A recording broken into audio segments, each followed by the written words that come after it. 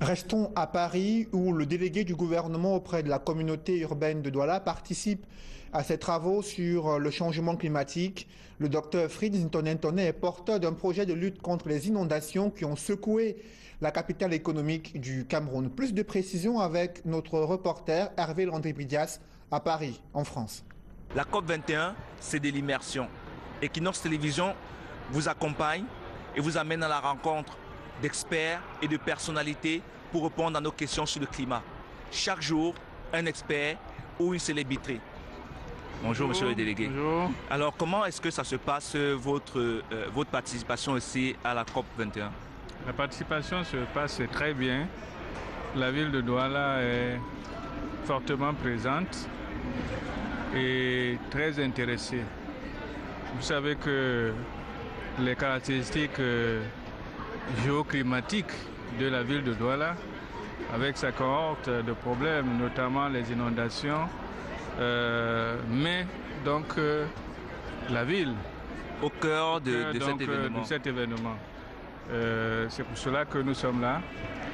Et je voudrais aussi dire que nous venons présenter le projet Douala Ville Durable qui sera financé par le FEFEM, le Cameroun, pour la rénovation d'un quartier précaire, Makepe Misoke.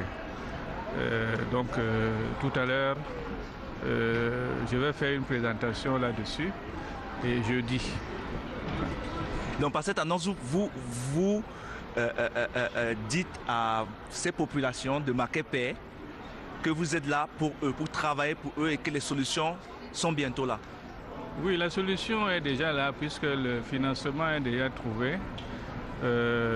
Nous sommes en train de mettre les dernières touches sur le projet et dans bientôt Makepe Misoke va servir comme projet pilote qui est appelé à être répliqué dans les autres quartiers précaires de la ville de Douala.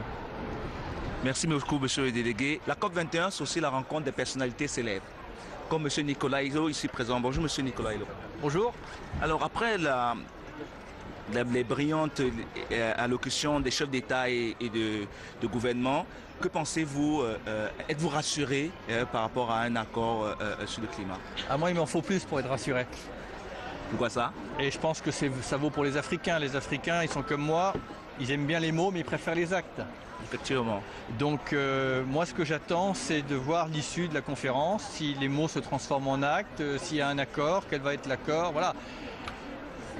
Je dirais, j'accueille toutes ces déclarations avec beaucoup d'enthousiasme, mais l'expérience m'a prouvé que les mots ne suffisent pas.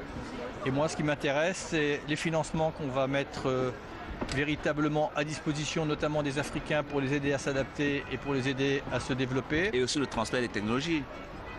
Et notamment, cet argent peut servir à accéder aux technologies. Ce qui m'intéresse, c'est de savoir comment on va créer des conditions pour que vous puissiez accéder aux technologies propres. Voilà.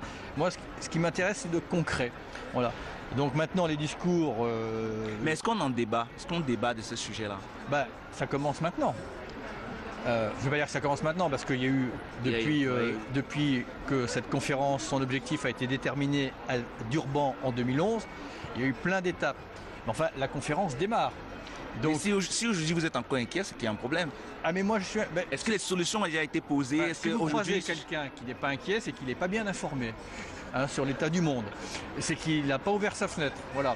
Donc être inquiet, c'est plutôt positif, ça veut dire qu'on ne s'en tient pas là. Moi, je suis inquiet, exigeant et en même temps plein d'espoir. Sinon, je serais en train de pêcher à la ligne, bien qu'il ne reste pas beaucoup de poissons. Voilà. En parlant de poissons, le bassin du lac Tchad, par exemple, est presque complètement desséché. Que pensez-vous? Quelle solution peut-on apporter à ce genre de problème? Ce matin, nous avions une réunion présidée par François Hollande, Ban Ki-moon, consacrée pour partie à l'avenir du lac Tchad. Et donc j'ai mis en relation les banques d'investissement, les banques multilatérales, la Banque mondiale, la Banque africaine de développement, les États-Unis, l'Allemagne, tous ces pays-là pour essayer de bâtir une stratégie pour le lac Tchad. Est-ce qu'il s'agit que d'argent? Parce qu'en fait, c'est une question, c'est une plante, je crois, la chaîne... Il y a des projets. Oui. D'abord, le lac Tchad, sa problématique ne se résume pas à son rétrécissement. D'ailleurs, l'eau a un tout petit peu regagné. Ce qui est pas mal non plus parce que quand le lac Tchad était plus important, l'eau butait avec les dunes et il y avait très peu de terres agricoles. Maintenant, les problèmes du lac Tchad, c'est aussi des problèmes de pollution. Et en même temps, il y a besoin d'eau dans la région. Il y a de l'agriculture irriguée qui se développe, donc il faut faire attention à la gestion de l'eau. Je ne veux pas avoir l'air d'un spécialiste, je dis simplement que les Africains eux-mêmes savent ce qu'il faut faire.